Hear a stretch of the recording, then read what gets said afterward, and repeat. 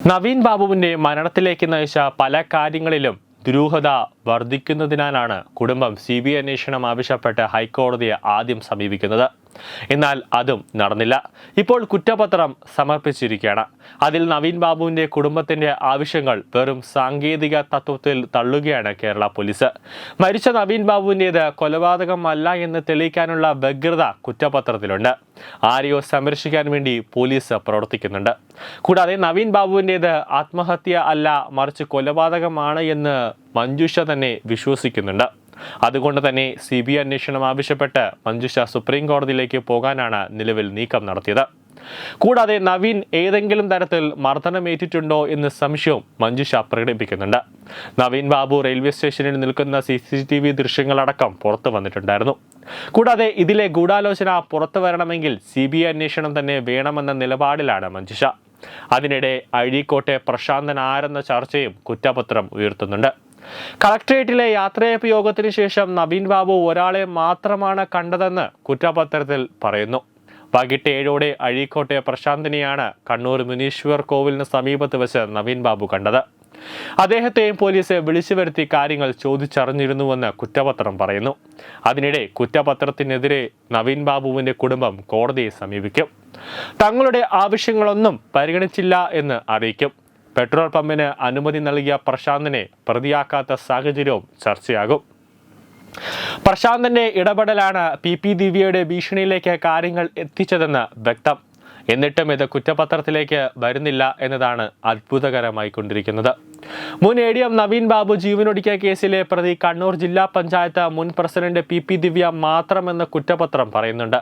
ദിവ്യയുടെ അധിക്ഷേപത്തിൽ മനം നൊന്നാണ് നവീൻ ബാബു ജീവനൊടുക്കിയതെന്നും ആസൂത്രണമായ ഒരു അധിക്ഷേപമാണ് പ്രതി നടത്തിയതെന്നും പോലീസ് തയ്യാറാക്കിയ കുറ്റപത്രത്തിൽ പറയുന്നു. നവീൻ ബാബുവിന്റെ യാത്രയയപ്പ് ചടങ്ങിലേക്ക് സ്വകാര്യ ചാനലിനെ ദിവ്യ വിളിച്ചു വരുത്തിയതാണെന്നും കുറ്റപത്രം വ്യക്തമാക്കുന്നുണ്ട്. ശാസ്ത്രീയ തെളിവുകൾ അടക്കം ഉൾപ്പെടുത്തിയ കുറ്റപത്രം കണ്ണൂർ റേഞ്ച് DIGക്ക് സമർപ്പിച്ചു. DIGയുടെ അനുമതി കിട്ടിയാലുടൻ കുറ്റപത്രം കോടതിയിൽ സമർപ്പിക്കും. നവീൻ ബാബുവിൻ്റേത് ആത്മഹത്യ തന്നെയാണെന്നും കൊലപാതകത്തിലേക്ക് നയിക്കുന്ന ഒന്നും ശാസ്ത്രീയ പരിശോധനയിൽ കണ്ടെത്താൻ കഴിഞ്ഞിട്ടില്ല എന്നും അന്വേഷണ സംഘം വ്യക്തമാക്കുന്നുണ്ട്.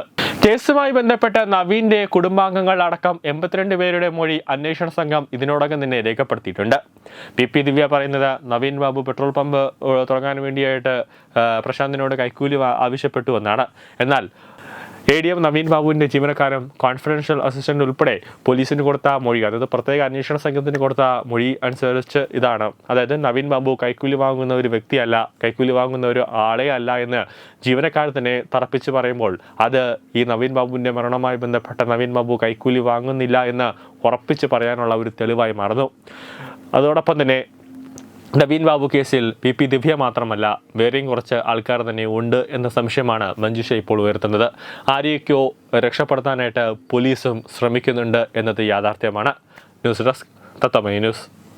Branding partner Edubix online executive education, focus physiotherapy centre Pattom, Unnat engineering Gujarat, തീർത്ഥയാത്ര.com, iron build Gujarat, PRS hospital Killipalam Thiruvananthapuram. 5 തലമുറകളായി നിങ്ങൾക്കൊപ്പം. തുമ്പമൺ ശ്രീ വടക്കുംനാഥൻ ക്ഷേത്രം അമ്പലക്കടവ് പത്തനംതിട്ട. ശ്രീമദ് സ്കന്ദപുരാണ മഹാസത്രം 2025 മെയ് 11 മുതൽ 18 വരെ. ബ്രഹ്മശ്രീ മുംബൈ ചന്ദ്രശേഖര ശർമ്മയുടെ മുഖ്യ കാർമ്മികത്വത്തിൽ മഹാഗണപതി ഹോമം, സ്കന്ദപുരാണ പാരായണം, മഹത് പ്രഭാഷണങ്ങൾ, പൂജഹോമാദികൾ, കലാസാംസ്കാരിക പരിപാടികൾ. സത്രയജ്ഞ കർമ്മങ്ങളിലേക്ക് എല്ലാ ഭക്തജനങ്ങളുടെയും സാന്നിധ്യവും സഹകരണവും സാദരം അഭ്യർത്ഥിക്കുന്നു.